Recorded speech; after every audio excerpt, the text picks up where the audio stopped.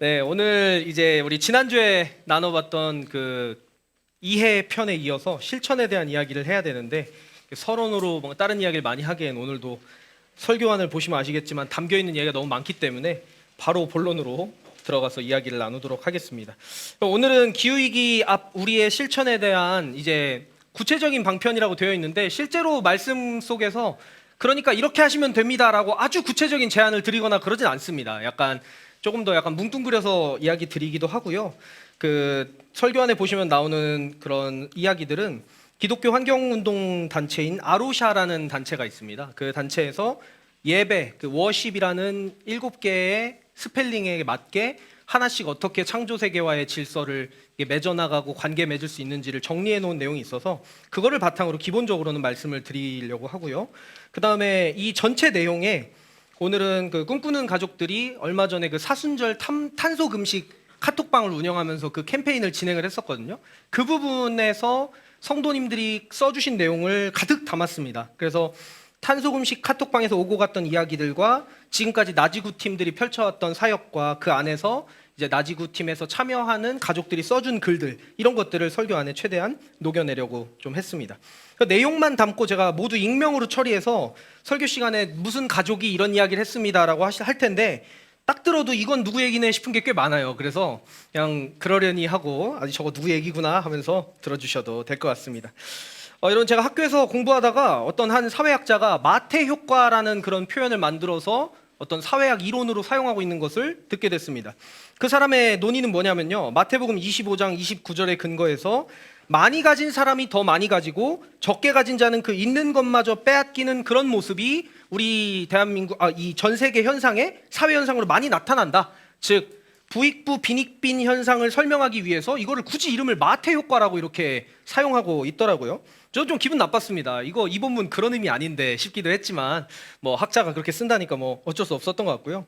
그런데 어차피 많이 가진 사람이 더 계속해서 많이 갖게 되니까 적게 가진 사람은 열심히 해봤자 무의미한 것이다라는 그런 해석이 이 마태 효과에서 빗대어서 나오는 것 같아요. 우리 한국에서는 꽤나 유명했던 수저 계급론 이런 거 있지 않습니까? 그래서 흑수저들은 백날 노력해봤자 무의미하다, 뭐 이런 논리로까지 이어지기도 합니다. 해도 어차피 안 된다는 패배의식을 옹호하는 논리로 쓰이기도 하고 있어요.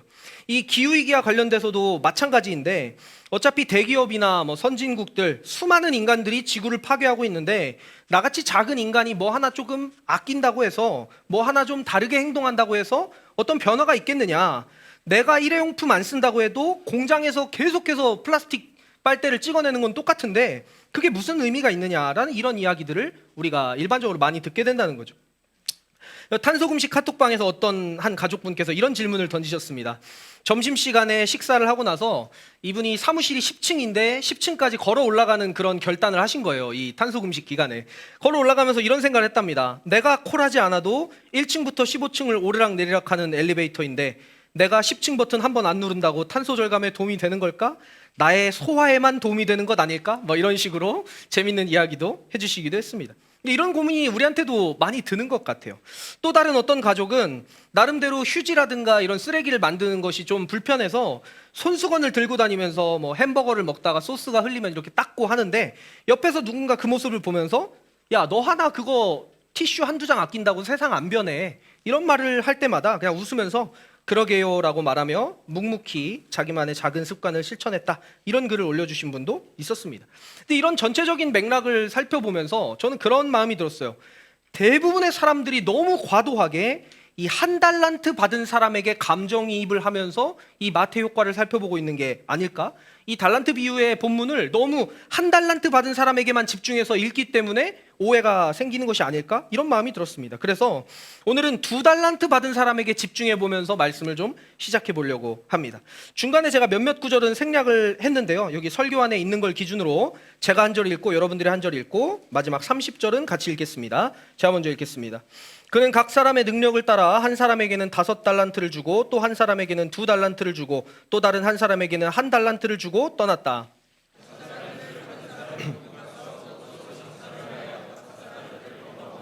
2달란트를 받은 사람도 그와 같이 하여 2달란트를 더 벌었다.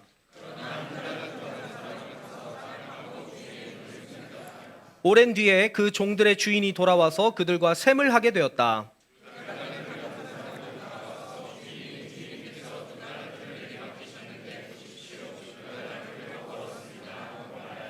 그의 주인이 그에게 말하였다. 잘했다. 착하고 신실한 종아. 내가 적은 일에 신실하였으니 이제 내가 많은 일을 내게 맡기겠다. 와서 주인과 함께 기쁨을 누려라.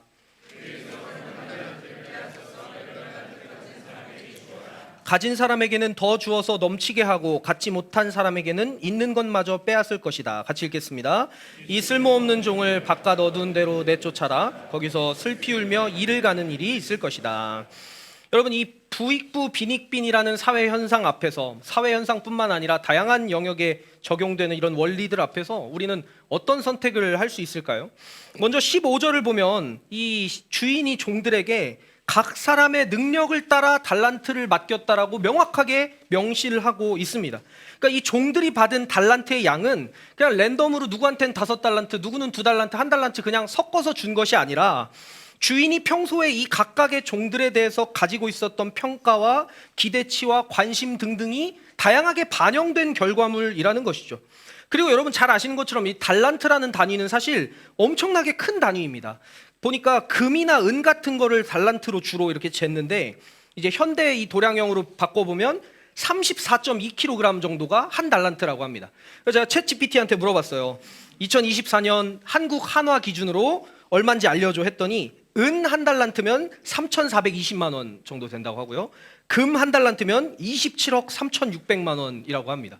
이게 적은 돈이 아닌 거죠. 그런데 왜 이 18절에 한 달란트를 받았던 종은 그 종으로 장사하지 않고 땅에 파묻어 놨던 걸까요? 이거 은이라고만 해도 우리 한국 사회에서도 한 3천 몇백만 원 정도 있으면 여러분 좀 작은 스몰 비즈니스 정도 좀 이렇게 욕심 부리지 않으시겠습니까? 근데 이 사람이 왜 이것을 장사하지 않고 땅에 파묻어 버렸을까? 좀 상상력을 발휘해 보자면 아마도 주인의 평가에 동의하지 않았기 때문이 아닐까요? 자기 생각에는 내 능력이나 내 평소의 행동들을 봤을 때 내가 최소 한 3달란트 정도는 받아야 되는 사람인데 왜 나한테 한 달란트밖에 안 주지? 뭐 이런 식으로 빈정이 상했다거나 뭔가 주인에 대한 불만이 있었기 때문에 행동하지 않았던 것 같고, 그로 인해서 30절을 보면 그 한 달란트 받은 종은 결국 그 있는 것마저도 빼앗기고 슬피 울며 이를 갈게 되는 그런 결과를 맞이하게 되었습니다. 그런데요, 여러분, 중간에 등장했던 이 2달란트 받은 사람을 한번 생각해 보시기 바랍니다. 만약에 이 2달란트 받은 사람도 비교의식에 사로잡혀 있었다면, 그러니까 자기 객관화가 잘 되어 있지 않았다면 옆에 있는 5달란트 받은 사람과 자기를 비교하면서 분노할 수도 있었을 겁니다. 쟤랑 나랑 뭐가 다르길래 어떻게 저 사람이 나보다 2배 이상 더 받아? 라고 불평할 수도 있었다는 거죠. 하지만 이 2달란트 받은 사람은 주인이 자기가 봤을 때 그 능력에 따라 나눠졌다라고 하는 그 주인의 평가에 동의하고 주인이 주신 것을 받아서 최선을 다해서 적절한 결과물을 남겼습니다. 그랬더니 23절에 더 많은 일을 맡게 되고 주인의 기쁨에 참여하게 되었다라는 이런 칭찬을 받게 되고 있습니다. 저희가 지난주에 살펴봤던 그 하나님을 하나님 되게 하라라는 그 선언과 완전히 동의어인 것이 뭐냐면요, 인간은 인간의 자리에 있어야 된다. 이게 거의 동의어입니다. 그러니까 자기 객관화가 되게 중요하다는 거죠. 이 관점에서 다시 한번 살펴보면 기후위기 앞에서 우리가 어차피 나 하나 일회용품 안 쓴다고 바뀌는 것 없어 라고 말할 때 만약에 그 작은 실천을 통해서 하나님이 변화를 원하신다면, 만약에 우리 한 사람 한 사람의 작은 실천을 통해 이 창조 세계를 운영해 가기를 하나님이 원하고 계신다면 우리가 그렇게 작은 거 실천해봤자 안 바뀝니다 라고 말하는 거는 하나님의 평가를 무시하는 일일 수도 있다는 거죠. 우리는 우리 스스로 하나님이라고 착각하면서 오만한 태도를 가져서도 안 되지만, 그와 동시에 우리 한 사람 한 사람이 너무너무 무가치하고 아무런 능력도 없는 존재라고 이렇게 너무나 깔아내릴 필요도 없는 것 같아요. 우리의 삶은 이 2달란트 받은 사람처럼 주인의 평가에 귀를 기울이고 주인의 평가에 동의하고 그 평가를 받아들이고 또 각자에게 맡겨주신 사명을 묵묵히 감당하면서 결과적으로는 주인의 기쁨에 참여하는 삶, 그런 삶을 사는 것이 우리 기후위기 앞에서 우리가 전환하는 그 전환의 목표라고 저는 생각이 듭니다. 그리고 이 마태 효과라는 게 사실 되게 많이 적용되는 영역 중에 하나가 이 예배와 신앙의 영역입니다. 여러분들도 잘 아시는 것처럼 많이 용서받고 많이 은혜를 누린 사람일수록 은혜를 더 많이 받습니다. 예배 속에서 감격을 원래 많이 받는 사람들이 예배를 더 기뻐하고 더 기쁜 마음으로 찾아오게 되고 그 안에서 더 많은 은혜를 누리게 됩니다. 반대로 하나님을 잘 모르는 사람은 예배를 드려도 그 안에서 하나님을 잘 경험하지 못해요. 이게 영적인 부익부 빈익빈이라고 할 수도 있겠습니다. 그런데 그럼에도 불구하고 만약에 우리가 어차피 나는 예배 드려봤자 저 사람보다는 매주 감격이 좀 덜한 것 같으니까 너나 예배 많이 드려, 이렇게 말해버리는 순간 우리는 이 은혜의 사이클에서 완전히 벗어나게 되는 겁니다. 예배 드리면서 은혜 받고 은혜 받은 사람이 더 예배를 잘 드리는 이 선순환 구조가 있는데, 이 구조에서 우리가 완전히 벗어나 버린다면 하나님을 경험할 길을 놓치게 될 수도 있다는 것이죠.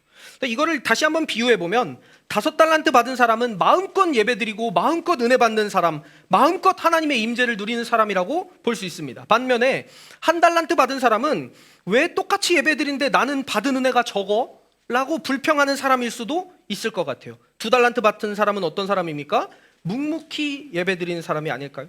비교하고 생각하고 상처받기보다는 받은 은혜를 세워보면서 감사를 표하는 사람, 그게 이 2달란트 받은 사람의 태도가 아닌가 싶습니다. 그래서 오늘 말씀 전체적인 이 실천의 내용 속에서 이 2달란트 받은 자답게 사는, 하나님의 평가를 받아들이고 그 안에서 감사를 표시하면서 사는 삶이 이 기후위기랑 어떻게 연결되는지를 조금 함께 살펴봤으면 좋겠습니다. 다음 내용으로 넘어가시면, 기후위기 앞 우리의 예배라고 해놓고 이 예배에 있는 스펠링 한 글자 한 글자마다 정리된 것들이 있습니다. 가 보시면 하나님이 지으신 창조 세계를 보며 경탄하는 것, 여러분 이 하나님의 창조 세계를 보면서 감탄하는 것도 실천 중에 하나입니다. 그러니까 우리는 실천하라 그러면 뭔가 구체적인 어떤 행동들을 먼저 떠올리는데, 이 창조 세계를 보면서 감탄하는 것도 실천 중에 하나라는 거죠. 한 가족의 이야기입니다. 우리 꿈꾸는 교회 한 가족의 이야기인데, 아침에 이제 출근을 하려고 바깥에 딱 문을, 이게 날씨를 봤더니 막 안개가 잔뜩 끼어 있고 이렇게 막 물안개가 올라와 있는 이런 날씨 상태였다라고 합니다. 아침에 아이들 어린이집에 데려다주고 출근을 해야 되는 상황이어가지고 그 모습이 너무 불편했대요. 아, 이거 운전하기 너무 불편하겠다. 그렇게 약간 좀 기분이 안 좋은 상태로 출근을 했는데, 그날 동료로부터 오늘이 우수래라고 이렇게 절기를 듣게 됐대요. 우수가 뭔지 보니까 내리는 봄비에 겨울의 추위가 녹고 땅 밑에서 새싹이 움트는 날입니다 라고 이렇게 되어 있더라는 거예요. 그래서 이 이야기를 했던 가족이 이런 말을 했습니다. 자, 천천히 읽어드릴게요. 어쩜 정말 우수라는 말답게 절기에 딱 맞춰 이슬비가 내렸나 신기했어요. 먼저는 하나님이 지으신 세계의 규칙성에 놀랐고, 둘째는 앞이 보이지 않고 추워 보인다고 잠시 불평했던 이 안개가 사실은 겨울을 녹이고 봄을 부르는 안개였구나. 온 땅과 하늘 가득 안개를 채우시는 하나님의 은혜를 깨달으며 감사한 하루입니다 라고 이렇게 고백을 하고 있는 것을 보게 됩니다. 그러니까 우리가 하나님의 창조 세계를 보며 경탄하는 것에는 어디 반드시 미국에 있는 뭐 유명한 폭포를 보면서 와 장엄하다 이렇게 느끼는 것만이 아니라 일상 속에서도 이 모든 것들을 누릴 수가 있다는 거죠. 또 다른 고백이 하나 있는데, 이거는 제가 설교 안에도 넣어놨는데 한번 같이 읽어봤으면 좋겠습니다. 나무의 소복이, 시작.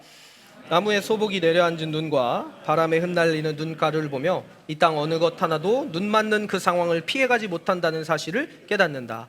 이것도 이제 너무너무 바쁜 생활을 하면서 하늘 한번 쳐다볼 여유가 없었던 어떤 한 가족이 눈이 내려서 이 눈이 모든 것을 감싸 안고 있는 이 모습을 보면서 이런 고백을 했다라고 합니다.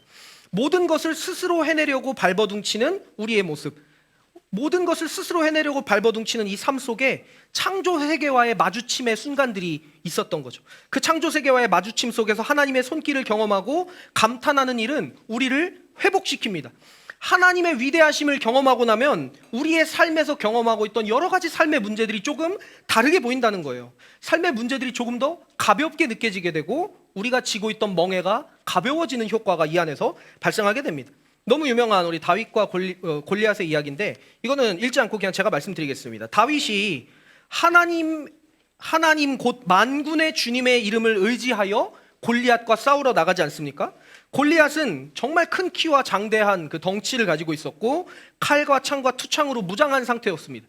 그 사람이 막 화를 내고 소리를 내고 있으니까 이스라엘 장정들은 벌벌 떨고 두려워하고 있었습니다. 그런데 다윗의 눈에는 다르게 보였던 거예요. 이게 다윗의 눈에 보기엔 골리앗이 별것 아닌 사람으로 보인 게 아니라 다윗의 눈에는 자기 뒤에 있는 여호와를 먼저 바라보니 저 골리앗이 커다란 것이 아무 의미가 없게 보였다라는 것입니다.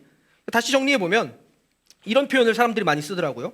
문제가 사라지는 것은 아니지만 문제가 더 이상 문제가 아니게 되어버립니다. 이런 식으로 정리를 많이들 합니다. 이게 저는 첫 번째 실천의 영역이라고 생각합니다. 자연 속에서 하나님의 놀라우심을 발견하는 그런 실천이 우리 안에 있었으면 좋겠습니다. 그렇게 그 장엄한 폭포나 드높은 산 위에서 뭔가 위대함을 느끼는 이런 걸 넘어서서 작은 자연물들 속에서 느껴지는 위대한 조화, 또 정확한 하나님의 타이밍, 모든 것을 아우르는 하나님의 섬세한 손길, 혹은 척박한 환경에서 피어나는 어떤 꽃 한 송이, 이런 것들을 보면서 하나님의 크심을 발견하게 되고 그 하나님의 크심 앞에 우리의 삶을 비춰볼 때 삶의 문제들을 새롭게 볼 수 있게 된다는 것이죠. 두 번째, 오에 해당하는 것은 창조 세계를 통해 말씀하시는 하나님께 마음 열기라고 되어 있는데, 이 부분을 제가 어떻게 설명드릴까 쭉 고민을 하다가 결국 마음을 연다는 것은 연결이 아닐까라는 그런 이야기를 좀 생각해 봤습니다.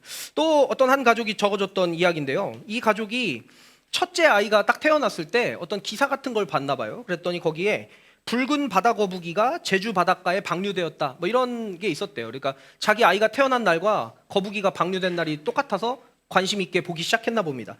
그런데 내용을 자세히 보니까 자기 아이는 시간이 지나면서 어엿한 어린이가 되어서 세상을 즐겨가고 있는데, 그 거북이는 방류된 지 11일 만에 부산 앞바다에서 죽은 채로 발견됐다라고 합니다. 뱃속에는 플라스틱 쓰레기가 가득한 상태로.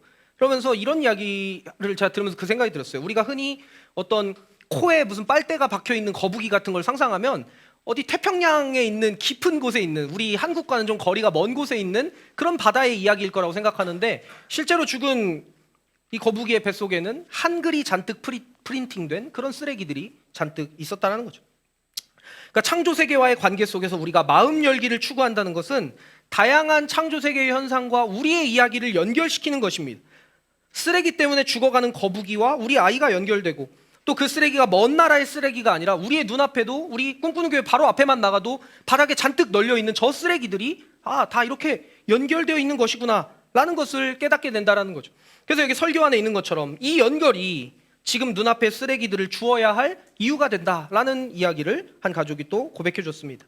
이 가족의 이야기를 보면 플라스틱과 비닐로 새들이 막 둥지를 짓고, 쓰레기가 먹이인 줄 알고 엄마 새가 아기 새한테 쓰레기를 막 먹인다는 거예요. 그래서 그게 먹어서 배는 빵빵해졌는데 그 안에서 이게 소화가 안 되고 에너지가 이게 영양실조가 되니까 굶어 죽어가는 그런 새들을 보며, 저게 어떻게 보면은 이 망가진 자연 환경 속에서 살아가는 우리와 우리 다음 세대들의 모습이 아닐까, 우리가 지금 계속해서 방치하고 있는 이 쓰레기들이 누군가를 해칠지도 모르겠구나, 이런 생각까지 발전이 됐다라고 합니다. 그래서 저는 이 연결을 위해서 우리가 많은 것에 귀를 기울일 필요가 있다라는 생각이 들었습니다. 창조 세계와 관련된 기사도 있고요, 칼럼도 있고 다큐멘터리도 있고 여러 이야기들이 있는데, 그 이야기들을 통해서 우리가 전해 듣는 거죠. 나의 삶과 연결할 부분이 과연 어디 있을까, 이런 것들을 찾아 나가는 것입니다. 여러분, 우리가 이렇게 듣고 정보를 얻는 것이 우리를 변화시키는 시작점이 되는 경우가 정말 많습니다. 그래서 한편으로는 이 보고 듣고 느끼는 것이 하나님의 선물이기도 하고 되게 무거운 짐이기도 해요. 그래서 똑같은 이야기를 들어도 누군가는 많은 부담감을 느끼고 부끄러워하고 많이 속상해합니다. 반면에 누군가는 많이 와닿지 않는다고 합니다. 이것도 영역도 다양해요. 어떤 사람은 환경에 대한 이야기는 깊게 받아들이면서 거기에 대한 죄책감도 많이 느끼고 실천에 대한 열정도 많이 생기고, 또 어떤 사람은 가난에 대한 이슈가 특히나 막 많이 와닿는 사람도 있고, 이게 사람마다 다 정도의 차이가 있는데, 저는 이 부분이 어찌 보면 아까 전에 앞에서 살펴봤던 여러 명의 종들이 달란트를 다르게 받은 것처럼 그 느끼는 감정의 정도가 다른 것이 당연한 게 아닐까라는 그런 생각도 들었습니다. 이 주제는 제가 되게 중요한 주제라고 생각해서 뒷부분에서 한 번 더 말씀을 드리도록 하겠습니다. 다음 세 번째로는요, 여기 그 뿌리 내리기라는 그런 표현이 있어요. 이거는 우리를 내리신 곳에 뿌리 내리기라고 해서, 방금 전에 살펴봤던 게 이제 자연 창조 세계와 관련된 여러 가지 이슈들을 관심을 가지는 거라면, 이 세 번째 거는 우리가 살고 있는 구체적인 삶의 현장으로 이것을 연결시키는 것이 되겠습니다. 그러니까 창조 세계를 살리기 위한 실천이 아주 특별한 어딘가에서 특별한 날에만 특별한 사람들만 하는 게 아니라 너무나도 일상적이고 평범한 우리의 하루 속에, 또 쳇바퀴 돌듯이 반복되는 우리의 지루하기까지 한 이런 일터 속에, 또 땀방울이 떨어지는 그런 고된 노동 속에, 아니면 되게 작은 전쟁터와 같은 그런 육아의 현장 속에 이런 삶의 신천들이 뿌리 내려야 된다는 거죠. 여기 설교 안에 보시면요, 제가 몇 가지 키워드들을 적어놨는데, 이것도 모두 그 꿈꾸는 가족들이 적어준 이야기입니다.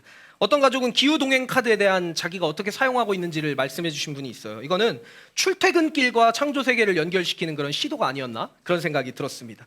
또 ESG 경영이라고 요즘 회사에서도 이런 얘기 참 많이 하지 않습니까? 그러니까 뭔가 좀 친환경적으로 그리고 좀 더 정의로운 방식으로 경영해야 된다는 이야기들이 회사에서 많이 나오는데 그 회사에서 나오는 이야기들과 자기의 일하기 방식과 창조세계를 연결시키는 그런 고백을 담아주셨던 그런 가족도 있었습니다.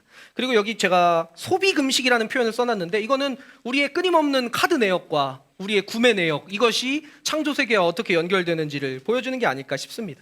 아까 제가 앞에도 좀 말씀드렸었는데 기후위기라는 말을 하면 우리는 가장 먼저 지구온난화를 떠올리고요. 그러다 보니 이상기후의 피해를 직접적으로 받고 있는 해외의 어딘가를 떠올리는 경우가 많습니다. 그러나 우리의 세 번째 실천 영역은 당장 우리 집 안방과 이 창조세계를 연결시키는 것, 당장에 나와 연결시키는 것이라고 생각이 듭니다. 이와 관련해서 되게 재밌는 일화가 있어서 여기 설교 안에 있는 거 같이 한번 읽어볼까요? 여기도 계시지만 어느 날 물티슈 읽어보겠습니다. 시작.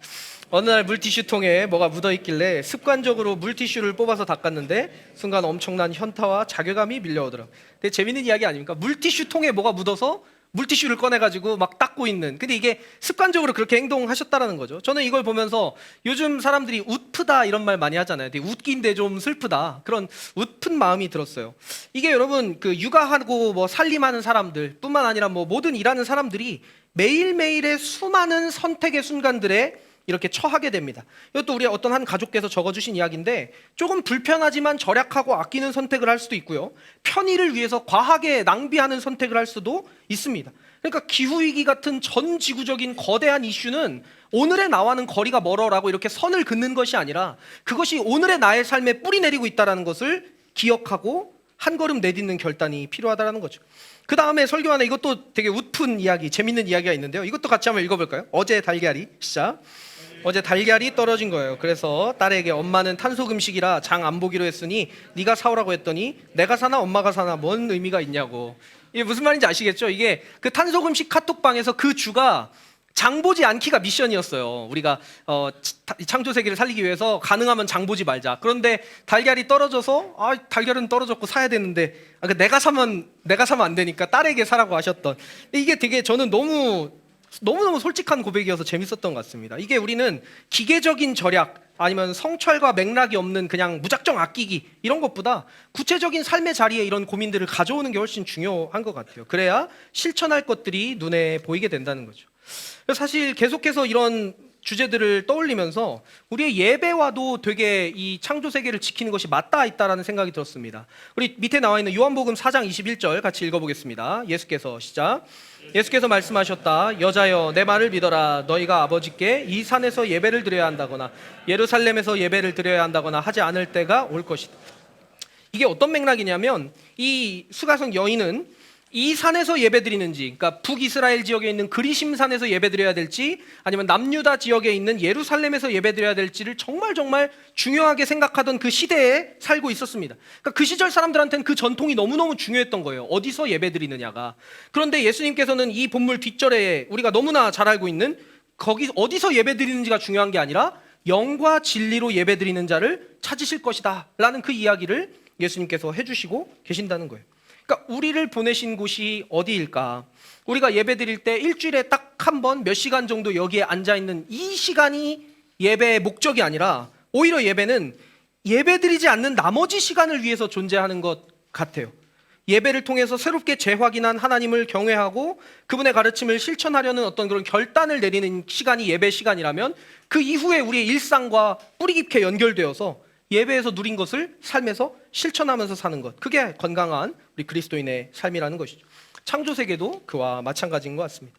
그 다음에 라 부분에 보면 안식하며 재창조하기라고 되어 있는데요. 안식은 여기 한번 읽어보겠습니다. 안식은, 시작. 안식은 그분의 임재 안에서 쉬고 놀며 여가를 누리는 시간이다. 하나님이 우리 삶에 심으신 나의 생명의 리듬을 재발견하는 것이다. 여러분 여기 안식의 영어로 있는 것처럼 풀어서 하면 리크리에이션입니다. 그러니까 안식이라는 게 단순히 쉬는 것이 아니라 새로운 창조의 시간이라는 거죠. 근데 방금 읽었던 이 글의 고백처럼 우리는 쉬다 보면 우리 생명의 리듬을 재발견하게 됩니다. 여러분, 우리가 살고 있는 지금 이 현대 사회는 어떻습니까? 한밤에도 대낮처럼 밝게 지낼 수가 있고, 그리고 우리가 가지고 있는 이 작은 핸드폰 화면 속에서 한시도 지루할 틈이 없이 막 번쩍번쩍거리고 깔깔거리면서 웃을 수 있는 영상이 하루 종일 나오는 그런 세상 속에 우리가 살고 있지 않습니까? 그래서 우리의 뇌가 도파민에 완전히 절여져 있다, 이런 말을 되게 많이 하더라고요. 되게 어떤 노력을 가하지 않아도 빠르게 쾌락을 얻을 수 있는 그런 요소들에 너무 익숙해져 있다는 거죠. 여러분, 우리 인류가 발전해 갈수록 점차 하나님의 창조의 원리, 본래적인 생명의 리듬을 따라서 살아가기보다는 그것을 역류하면서 살아가도록 세상이 우리를 부추기고 있는 것 같습니다. 그러니까 비유하자면 물이 위에서 아래로 흐르는 이런 폭포 같은 인생을 사는 것이 자연스러운데, 그게 아니라 억지로 물을 거꾸로 거슬러 오르는 분수와 같은 삶을 우리가 살고 있다는 거죠. 그리고 환자를 돌보는 일을 하는 어떤 한 가족의 이야기인데요, 여기 제가 읽어보겠습니다. 아무리 좋은 약도 수면 시간을 정상적으로 되돌려 놓지 못한다면 효력이 없다, 이런 이야기를 하고 있어요. 이 표현 속에서 담겨 있는 것이 뭐냐면, 어두워지면 자야 한다는 것, 이게 정상이라는 걸 우리가 약간 상식적으로는 알고 있지만 실제 삶에서는 그 상식과 완전히 괴리된 인생을 살고 있다는 거죠. 이 네 번째 실천 영역은 쉼을 통해서 우리 인생의 본래 리듬이 무엇인지를 찾아내는 시간을 갖는 것입니다. 쉬다 보면, 잠깐 모든 것을 멈춰놓고 고요하게 있다 보면 우리 눈을 계속해서 자극해왔던 화려한 것들, 우리의 귀를 자극해왔던 시끄러운 것들, 혹은 어떤 우리 코를 마비시키는 그런 강렬한 향들이 우리의 삶의 리듬을 엇박자로 뒤틀리게 만들었다는 것을 발견하게 되는 경우가 있다는 거죠. 그래서 창조 세계를 위한 실천에 왜 쉼이 있냐라고 생각하실 수도 있지만, 오히려 다른 것들에 대한 실천이 어렵다면 정말 하나님의 창조 질서 안에서 바르게 쉬어보는 실천을 한번 해보시는 것도 너무너무 귀중한 경험이 될 것이라고 생각합니다. 그 밑에 이제 옷에 대한 고백을 해준 가족도 있었거든요. 새 옷을 보면, 이것도 한번 읽어보겠습니다. 시작. 새 옷을 보면 주머니 사정도 외면하고 싶고 옷장의 옷들도 외면하고 싶어진다.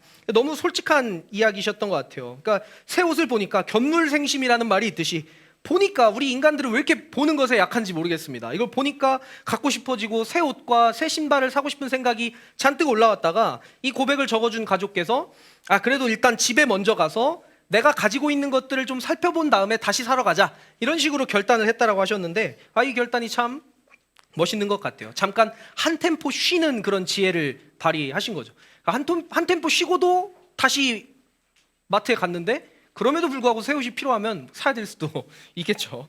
그 다음 거를 보시면 핸즈온이라고 돼서 창조 세계에 실제로 참여하기입니다. 앞에서 제가 말씀드렸던 두 번째 내용이 조금 더 창조 세계에 대한 다양한 이슈들을 관심을 가지고 듣는 것이라면, 이 다섯 번째 실천 영역은 창조 세계에 실제로 참여하는 것입니다.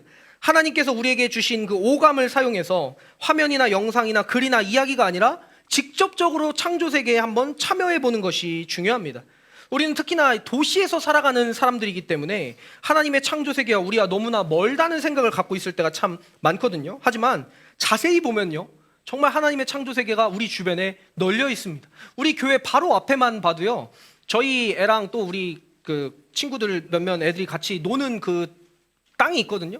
그러니까 나무 세워져 있고 그 밑에 돌멩이들이 있고 솔방울 같은 거 있으면 애들 그걸 얼마나 참 잘 가지고 노는지 모르겠어요. 저희가 보기에는 여기 공원에 좀 자연물을 좀 이렇게 조성할 필요가 있어라고 보이는 그런 길 안에도 아이들의 눈으로 보면은 참 많은 자연이 있고 놀 것들이 있더라고요. 그 마찬가지로 우리가 하나님의 눈으로 다시 보면 우리가 직접 참여할 창조 세계가 정말 널려 있는 것 같아요. 여기에 제가 한 가족의 이야기를 또 가져왔습니다. 여기 보면 우리 집 베란다에 까치 부부가 둥지를 틀었다. 이거 누군지 아시는 분들 많을 거예요. 근데 이 가족이 둘째를 출산하고 기르고 있는 과정 중에 그 유리창 하나를 끼고 여기 그 에어컨 실외기 있는 그 가운데 쪽에 까치들이 와서 둥지를 만들었다고 합니다. 그래서 유리창 하나를 두고 까치와 공동 육아를 했다, 이런 표현을 쓰고 있어요. 그래서 싸늘한 밤에 홀로 아기들을 품고 있는 까치 엄마를 보면서 동료의식까지 느껴졌다, 이런 이야기들을 했어요. 너무 멋진 글이었어요, 이 이야기는. 근데 그 까치가 점점 성장해가는 과정을 보면서 이렇게 막 무슨 이렇게 하얀색 이렇게 쭈글쭈글 하던 애가 점점 깃털도 나고 이렇게 자라가는 이 모습을 보면서 까치를 사랑하게 되고 또 새들에 대한 관심이 되게 깊어졌다라고 해요. 그래서 새들에 대한 관심을 가지고 알아보면서 그 아파트 단지를 돌아다니다 보니까 그 안에 돌아다닌 새들이 다 같은 새가 아니었다는 걸 점점 알게 됐다는 거죠. 저도 저희 애랑 같이 이렇게 아파트 단지 산책하다 보면 새들이 막 지난 다 짹짹이에요. 그냥 얘도 짹짹이 쟤도 짹짹이 하는데 사실은 그 짹짹이들이 다 나름의 종의 특성이 있고 독특한 하나님의 창조 질서 안에 있는 애들이라는 거죠. 그래서 이 글을 써준 가족이 자기가 아파트 단지에서 봤던 새들의 이름을 쭉 나열한 다음에 이렇게 말을 합니다. 어디 강원도 깊은 산속의 이야기가 아니다. 콘크리트로 덮인 우리 도시의 이야기이다. 그저 몰랐기 때문에, 보지 않았기 때문에 보이지 않았을 뿐이다 라고 이야기를 하고 있습니다. 여러분, 이 경험이라는 것이 정말 우리의 놀라운 스승인 것 같습니다. 그래서 창조 세계를 사랑하고 싶다면 창조 세계를 경험해 보는 것이 가장 좋은 것 같아요. 아까 전에도 몇 번 반복적으로 말씀드린 것처럼 어디 먼 곳에 가서 멋진 자연 경관을 탐방하고 오는 것도 참 좋은 경험일 수 있지만, 그게 아니라 아파트 단지 내의 새들을 살펴보는 것, 마음을 열고 아주 작은 사소한 영역들을 지켜보는 것도 이 창조 세계에 참여할 수 있는 좋은 방편이 된다는 것이죠. 원고에는 없었는데 아침에 이제 우리 그 수영 목자님께서, 우리 경수 목사님 사모님이신, 그 얘기를 해주시더라고요. 일하는 곳에, 본인이 일하시는 곳에 이렇게 딱 바라보면은 나무들이 이렇게 멋들어지게 이렇게 준비되어 있는, 이런 이렇게 정리되어 있는 공간이 있는데 거기에 있는 나무들이 다 조화래요. 그러니까 이제 사무실 안쪽 한켠에 되게 멋진 이렇게 자연 경관처럼 되어 있는데 거기가 다 그냥 가짜 나무들이었던 거죠. 그래서 저기는 다 조화구나 싶었는데 지난주에 예배 드리고 나서 그쪽을 자세히 봤더니 못 보던 이상한 노란색 꽃 같은 게 있어서 저것도 조화인가 하고 가서 만져봤더니 그거는 조화가 아니라 어디서 날라왔는지 모를 그 씨앗 같은 게 날라와서 그 조화들을 잔뜩 깔아놓고 실제로 흙을 깔아놓지도 않은 그 척박한 지역에 꽃 한 송이가 이렇게 펴 있는 거를 봤다라고 이야기를 해주시더라고요. 그런 부분에서도 얼마든지 하나님의 창조 세계를 참여할 수 있다라는 것들을 좀 나누고 싶었습니다.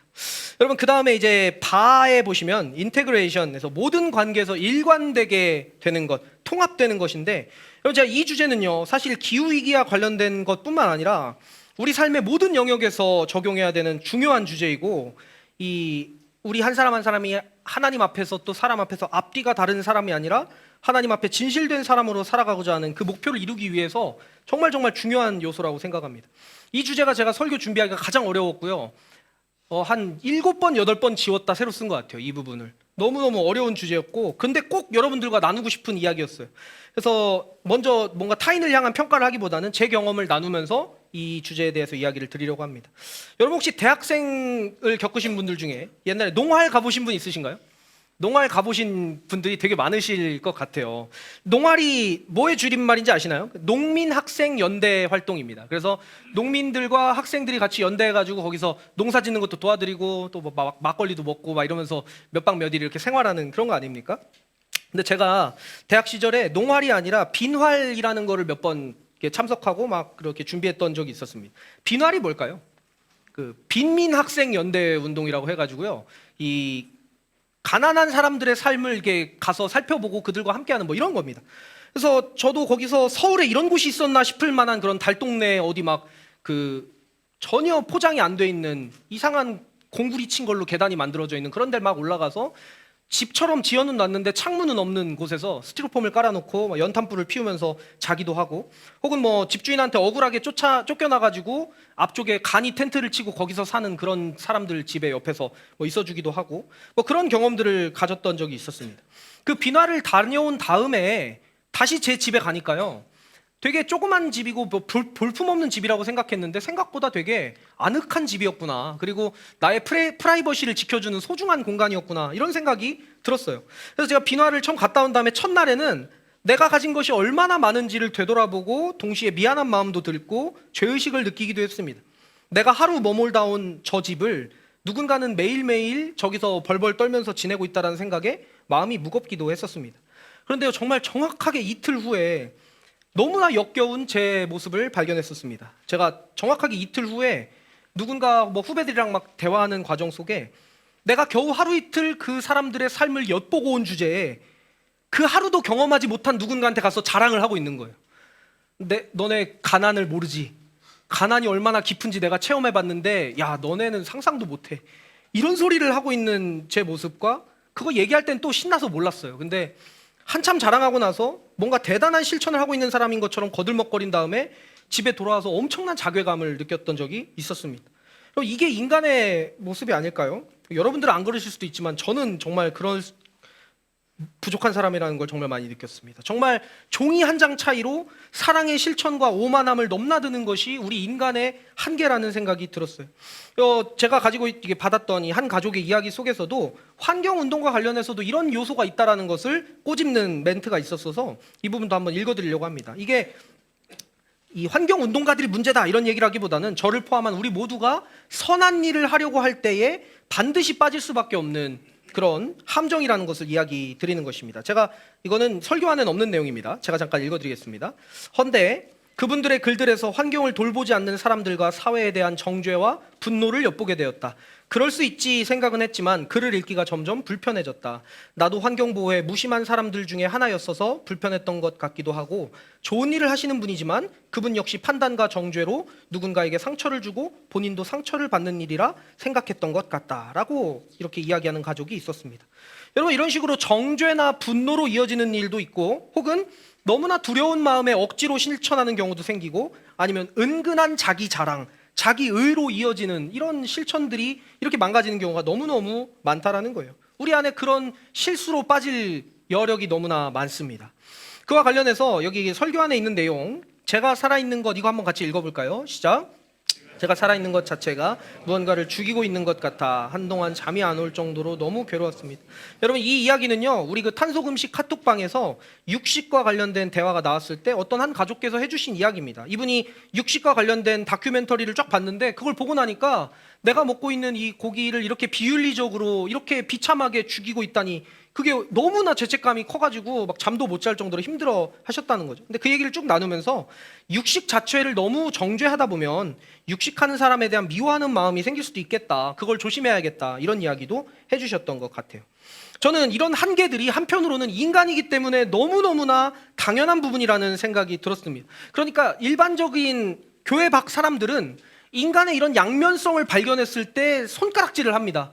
어떻게 인간이 저럴 수 있어? 어떻게 인간이 저렇게 하루아침에 저렇게 바뀔 수 있고 오만할 수 있고 착각할 수가 있어? 그렇게 말하는데 우리 그리스도인들은 그게 아니라 인간이 원래 저렇지.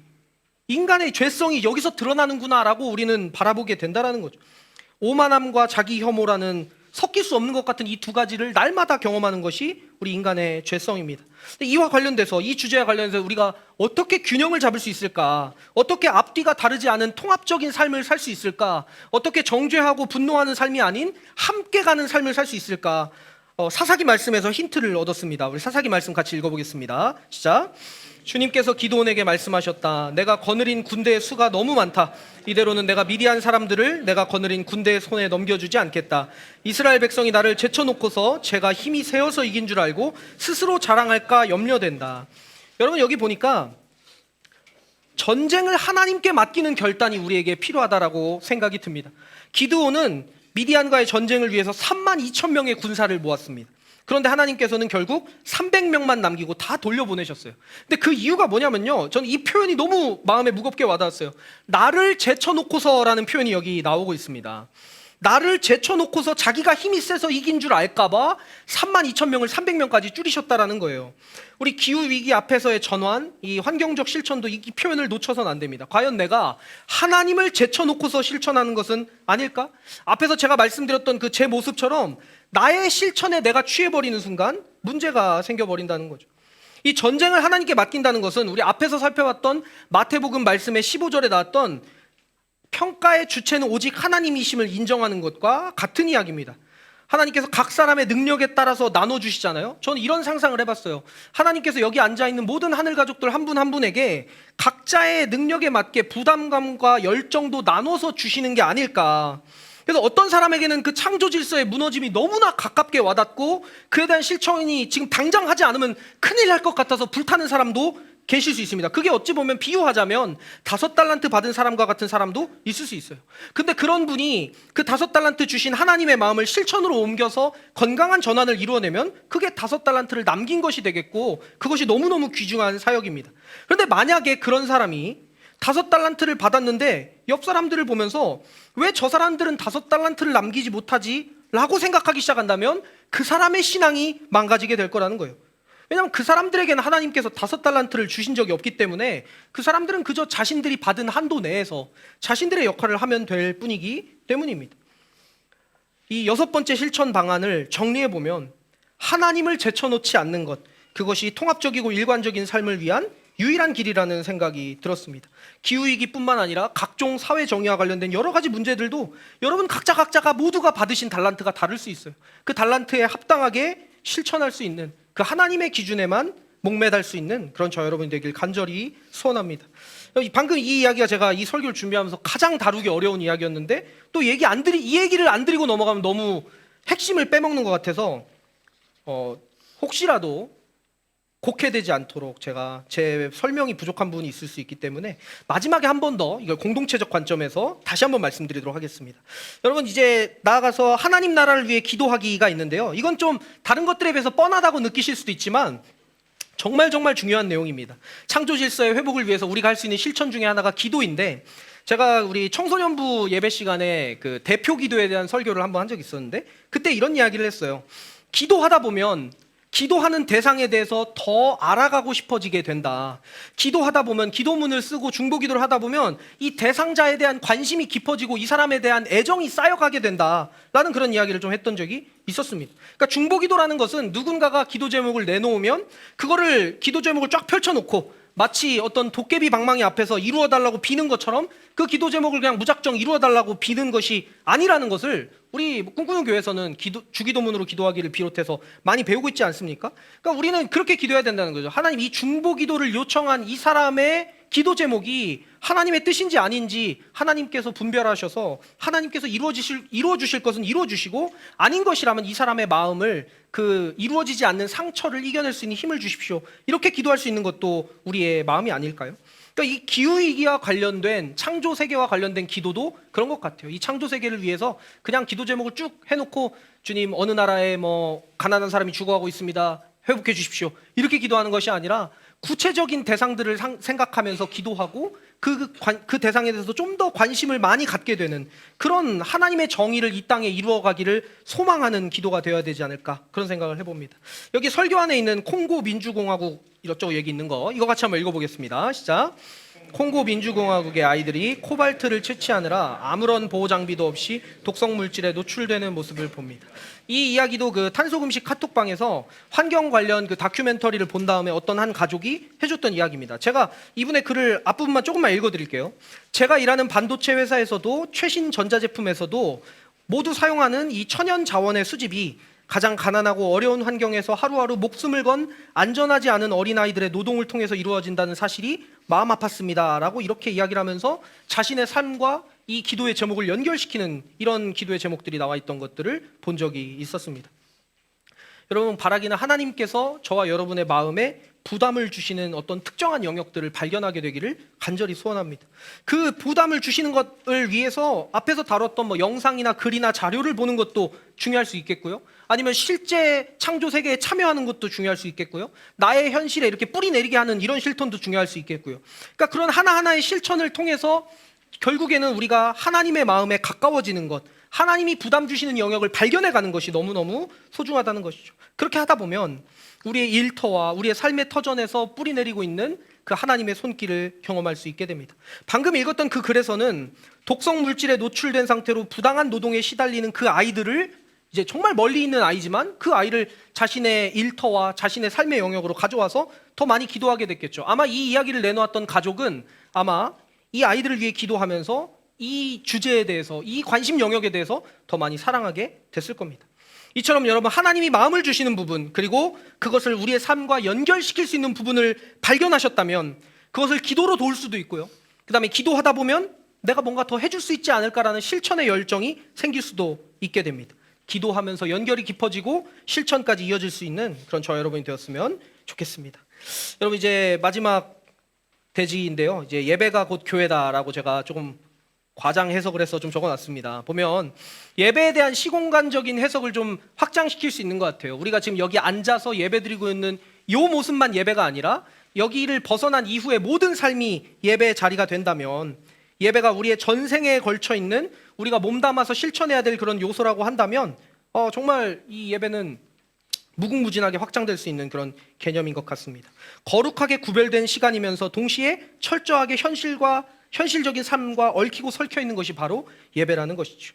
우리 꿈꾸는 교회는 앞에도 말씀드린 것처럼 도시에 자리 잡은 교회 아닙니까? 게다가 이 나들목 네트워크의 기본 원리 이런 걸 살펴보면 도시 속에 하나님 나라를 이루어가는 공동체 뭐 이런 표현도 있습니다. 이 도시라는 공간은 끊임없이 우리의 욕망을 자극하는 공간인 것 같아요.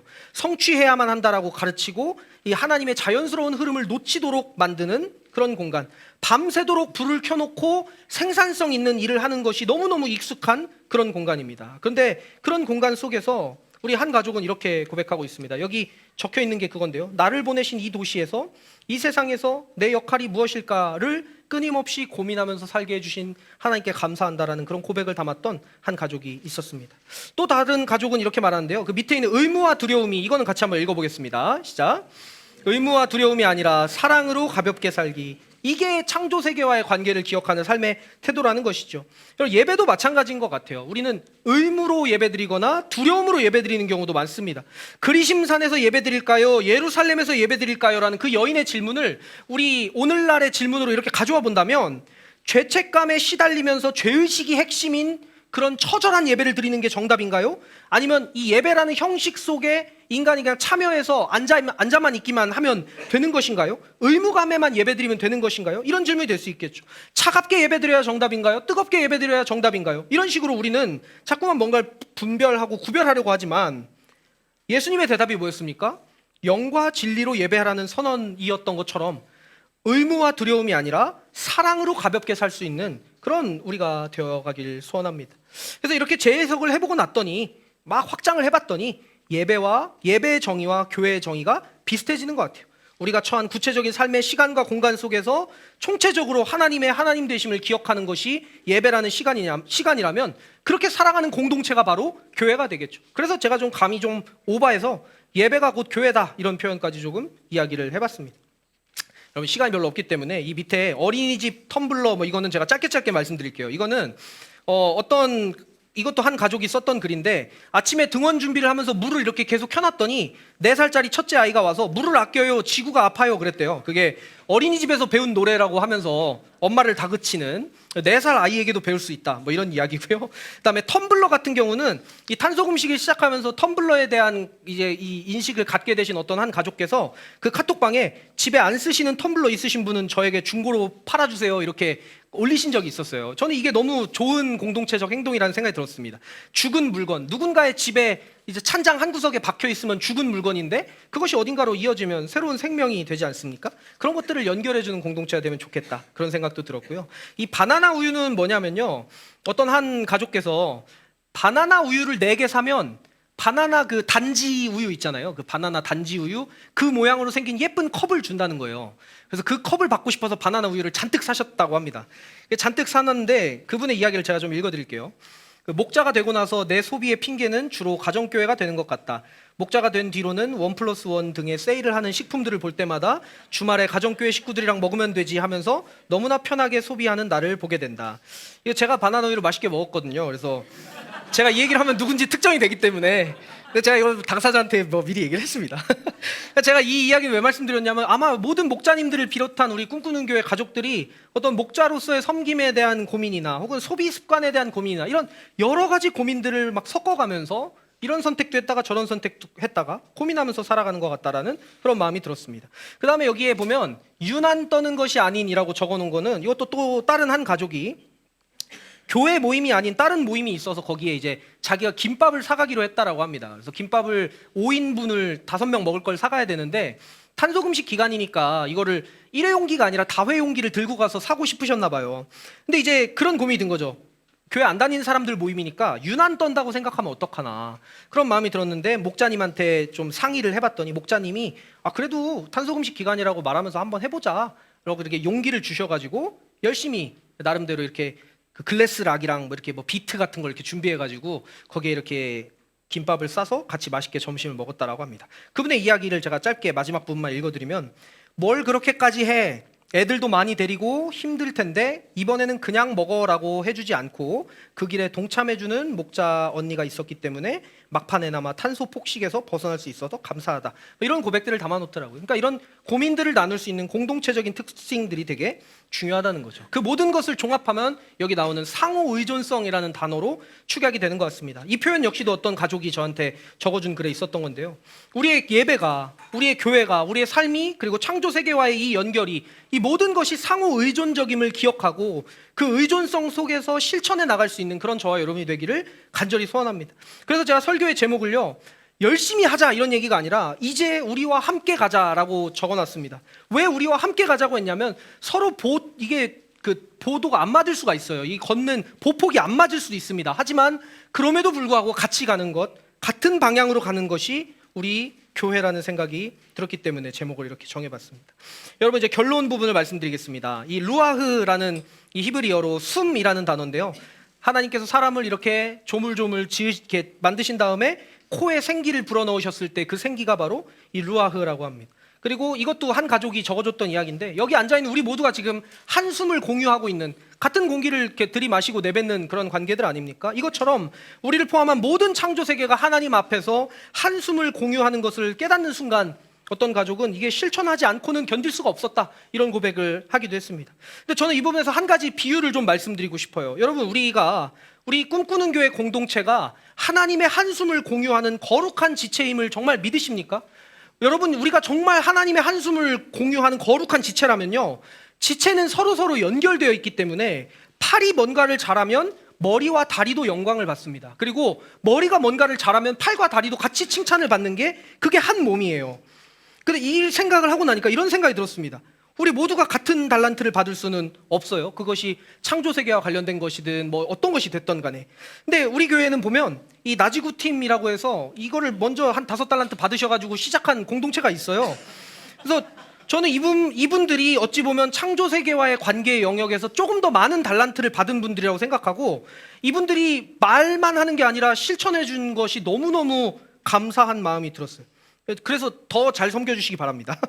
앞으로도 제가 감사를 많이 드릴 거기 때문에. 근데 동시에 이제 그 정도의 이 창조세계에 대한 2주 설교를 들어도 그분들만큼의 열정이 안 생기는 분들도 있을 수 있잖아요.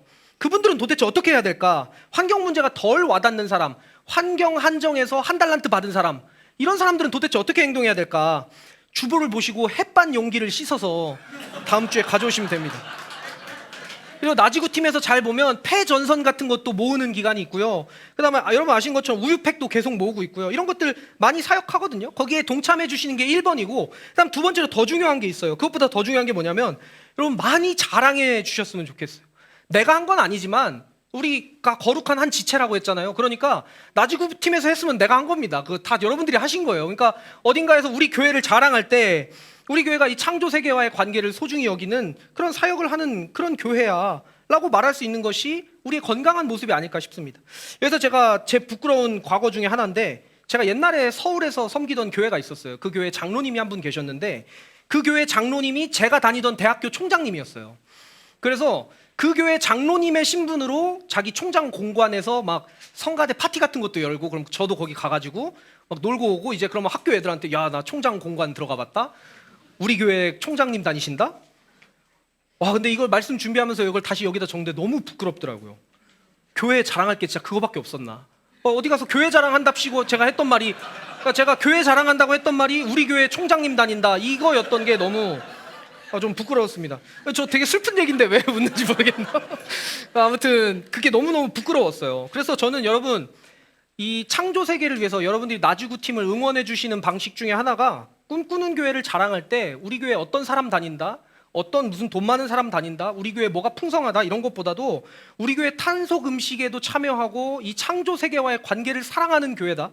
내가 그거를 막 적극적으로 하진 않는데 우리 한 지체인데 여기서 그걸 너무 열심히 잘해, 이렇게 자랑할 수 있는 교회가 되었으면 좋겠습니다. 그래서 설교 안에 제가 이 탄속 음식 참여했던 그걸 넣어놨어요. 이 서티피케이시 여기 있습니다. 그 뭐라고 써있죠? 예, 나들목 꿈꾸는 교회 지구의 날 해서 여기 적어놓지 않았습니까? 나지구 팀이 또 사역하면서 우리 수련회 같은 데 갈 때도, 여러분 작년에 그 전가수 기억나시죠? 텀블러 쓸 수 있게 계속 텀블러 빌려드리고, 재활용 잘하면 나무 칫솔 주는 교회야. 그 나무 칫솔 너무 좋더라고요. 그리고 오늘 또 예배 끝나면 바자회 할 때도 텀블러도 쓰고 우리 저번에 한 가족께서 이야기해 주신 것처럼 정수기 옆에 물컵 없는 불편한 교회고, 이런 것들 여러분 자랑해 주시면 그게 서로서로 힘이 되는 것 같아요. 그래서 앞에서 열심히 달려주실 분들은 최선을 다해 주시고, 또 그것을 옆에서 응원해 주시고 참여해 주시고 기도해 주시고, 이렇게 서로 상호 연결되어 있음을 기억하는 우리 꿈꾸는 공동체가 되길 간절히 소원합니다. 그래서 이렇게 마음껏 자랑하고, 또 하나님께서 우리의 마음에 이 기후위기와 관련된 마음을 주시는 만큼은 또 최선을 다해서 창조세계를 섬길 수 있는, 실천을 나눌 수 있는 그런 저 여러분이 되길 주님의 이름으로 소원합니다. 우리 잠깐 1분간 침묵하도록 하겠습니다. 이제는 우리 주 예수 그리스도의 구원의 은총과 하나님 아버지의 크신 사랑하심과 우리와 늘 동행하시는 성령님의 역사하심이 오늘 함께 예배드리며 하나님께서 주신 달란트대로 섬기고 싶은데 혼자선 도저히 되질 않습니다. 교회로 불러주셨으니 교회로 일어나겠습니다. 그렇게 결단하는 우리 사랑하는 모든 꿈꾸는 가족들 머리 위에 이들의 삶의 터전과 이들의 가정과 이들의 삶의 모든 관계들 속에 이제로부터 영원토록 함께 계시기를 간절히 축원하옵나이다. 아멘.